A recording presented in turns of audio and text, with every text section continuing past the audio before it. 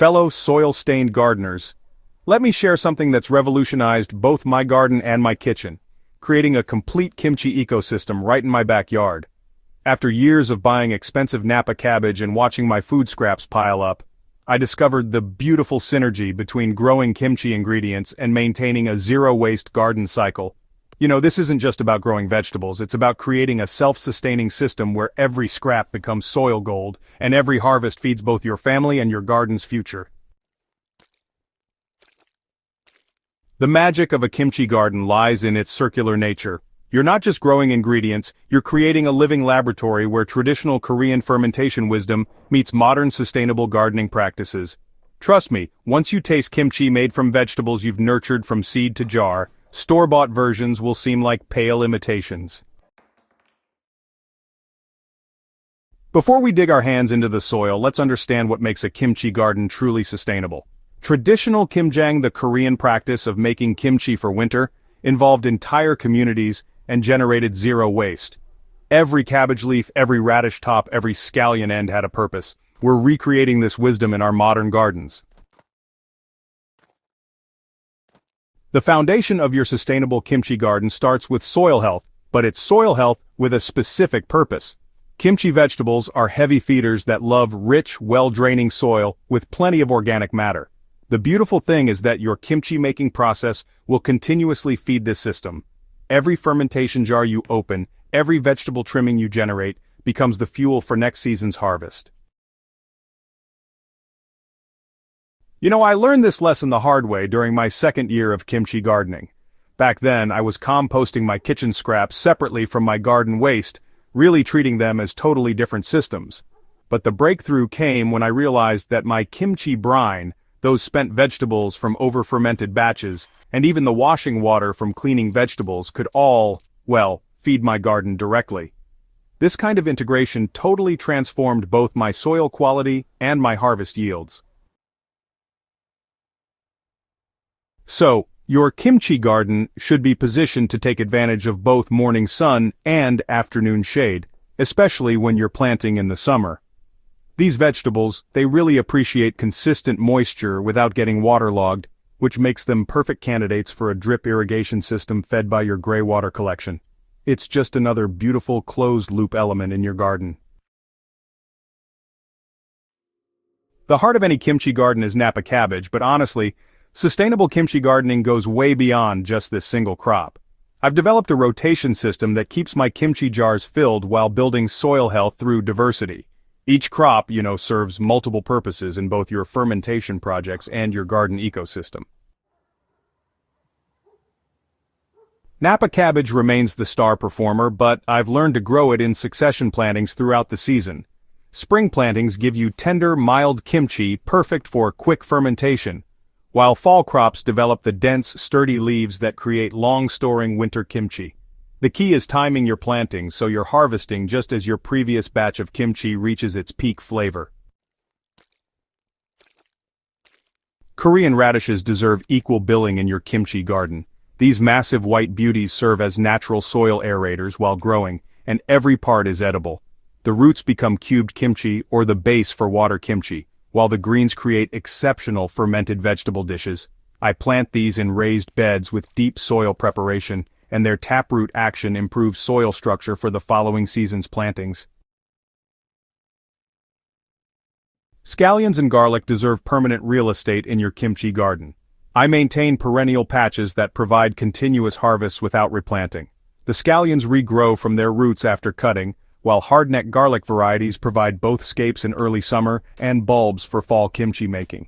These aromatics also serve as natural pest deterrents for your other kimchi crops. Korean hot peppers, specifically gochugaru varieties, complete your essential crops. These peppers dry beautifully in late summer, providing the authentic spice that makes kimchi truly special. I grow them in the warmest, most protected spots in my garden, and save seeds each year to maintain my own local strain adapted to my growing conditions. Asian greens like bok choy mizuna and Chinese mustard extend your kimchi possibilities into quick ferments and seasonal specialties. These crops grow quickly in cool weather, filling gaps in your rotation while providing tender greens for fresh kimchi varieties. Here's where sustainable kimchi gardening becomes truly magical, creating a fermentation cycle that produces zero waste while continuously improving your garden. Every step of your kimchi making process can feed back into your growing system, creating abundance from what others might consider scraps. Your fermentation setup should be designed with waste reduction in mind from the start. I use large glass jars exclusively, avoiding any single-use packaging or plastic containers. The initial investment pays for itself quickly, and glass jars can be reused indefinitely.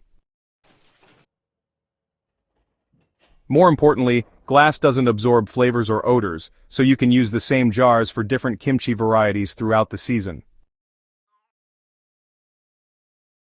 The brine from finished kimchi becomes honestly like liquid gold for your garden. This probiotic-rich liquid contains beneficial bacteria that improve soil health and plant disease resistance. I dilute spent kimchi brine with water at a 1:10 ratio and use it as a soil drench around my vegetable plants. The results, well, they speak for themselves. Healthier plants, improved yields, and soil that smells alive rather than stagnant. Vegetables that become too soft for eating don't need to be wasted. Over-fermented kimchi makes, honestly, an excellent compost starter, speeding up the decomposition process and inoculating your compost pile with beneficial microorganisms. So I layer this spent kimchi directly into my compost bins, where it breaks down rapidly and creates incredibly rich finished compost.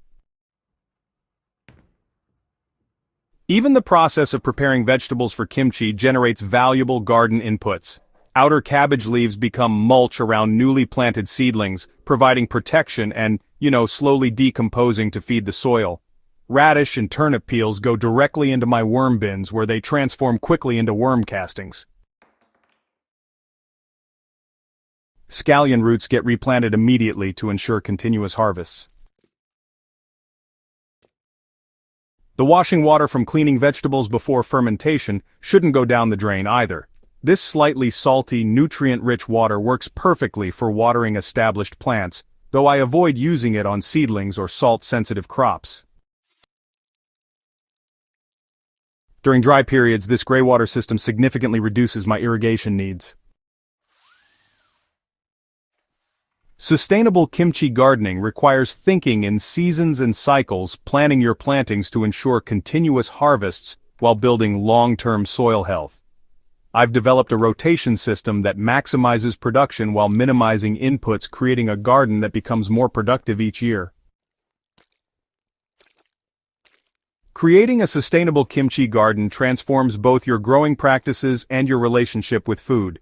This isn't just about producing ingredients. It's about participating in an ancient cycle of cultivation, fermentation, and renewal that connects us to generations of gardeners and fermenters who understood the deep wisdom of waste-free food systems.